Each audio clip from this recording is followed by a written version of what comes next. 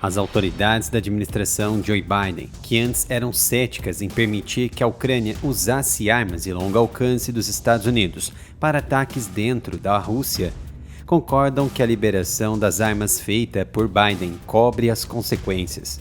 Mas com o envolvimento crescente da Coreia do Norte no conflito, o cálculo dos Estados Unidos parece ter mudado.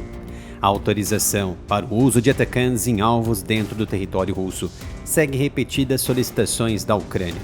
No início deste ano, Kiev pediu a Washington para fornecer atacantes de longo alcance e, em agosto, solicitou que suas forças tivessem permissão para usá-los em Kursk. A decisão de aprovar o uso de armas de longo alcance causaria rapidamente um efeito cascata nas decisões do Reino Unido e da França.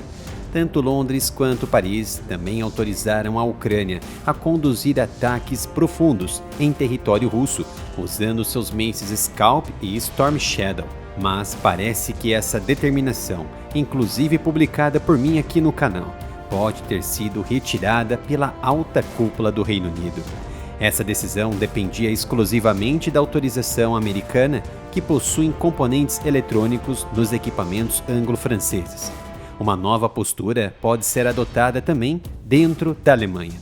Segundo jornalistas britânicos que receberam informações exclusivas de autoridades do governo britânico, a Ucrânia ainda não foi autorizada a atacar a Rússia com mísseis britânicos Storm Shadow, e isso tem uma clara explicação. Na segunda-feira, a Casa Branca ainda estava bloqueando o uso do poder de fogo fabricado no Reino Unido, apesar de ter dado sinal verde para que seus próprios mísseis atacantes fossem empregados em ataques limitados em território russo. Na noite de domingo, o primeiro-ministro britânico Keir Starmer insistiu que o Ocidente precisava redobrar a aposta, enquanto as negociações com os Estados Unidos e a França, que coprojetaram um armamento Storm Shadow, continuavam com a esperança de um avanço nos próximos dias. Mas os esforços britânicos ainda precisam convencer Joe Biden a dar sinal verde para o armamento doado, o que requer tecnologia dos Estados Unidos para orientação. O Kremlin acusou os Estados Unidos de colocar lenha na fogueira e arriscar uma terceira guerra mundial com a decisão de domingo de permitir que seus mísseis de longo alcance sejam usados para atacar posições russas na região de Kursk, devastada pela guerra.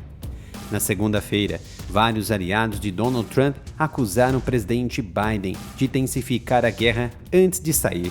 Restam apenas 2 meses para a troca da presidência da maior potência do mundo, e Biden está fazendo isso.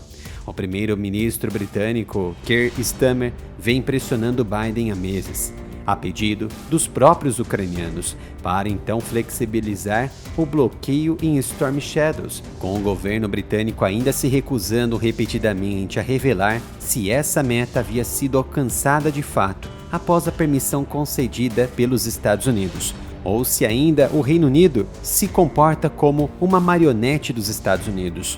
Mas, reservadamente, figuras governamentais admitem que o veto americano ao Storm Shadow continua em vigor. No Brasil, o primeiro-ministro foi questionado durante o G20 se ele havia recebido o sinal verde para o Storm Shadow, dizendo, abre aspas, obviamente, não vou entrar em detalhes operacionais, porque o único vencedor, se fizermos isso, é Putin, e não estou preparado para isso. Fecha aspas. Keir Starmer acrescentou que já faz tempo que precisamos garantir que a Ucrânia tem o que é necessário pelo tempo que for necessário, porque não podemos permitir que Putin vença esta guerra.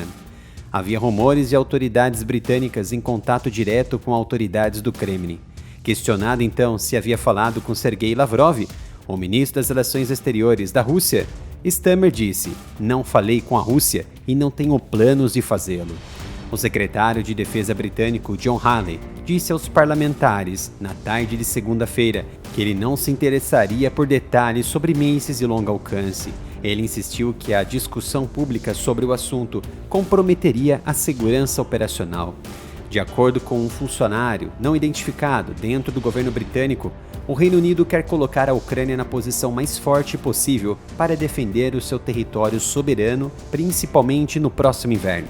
A porta-voz do primeiro-ministro disse que o apoio na Ucrânia é inabalável e continuará nessa base, mas quanto aos detalhes do suporte que fornecem até o momento, não será possível detalhar ou responder especulações e informações operacionais.